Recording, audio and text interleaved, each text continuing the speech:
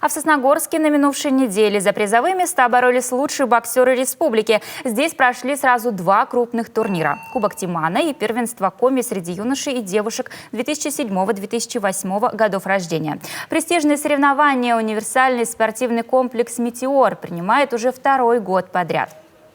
Очень классно вообще, зал хороший, и для зрителей комфортабельный, что смотреть удобно, высоко, можно, никто никому не мешает.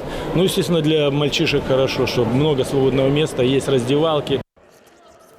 Из года в год Кубок Тимана остается стартовой площадкой для будущих чемпионов. В этот раз свою подготовку показали более сотни участников. Боксеры из Печоры с кубком знакомы, а вот в первенстве Коми участвуют впервые. Подготавливались, все, проводили сборы, 3 недели, 2 нагрузочные недели у нас были, неделя была уже восстановительная. Все как положено, как все готовятся, так же и мы. На каждое соревнование надо ездить, возить ребят, чтобы накапливать. Чем опытный боец, чем больше опыта, тем больше в дальнейшем на него надежда возлагается. Всего за время соревнований было разыграно более 3 десятков комплектов медалей. Золото, серебро и бронзу в своих возрастных и весовых категориях взяли лучшие боксеры республики.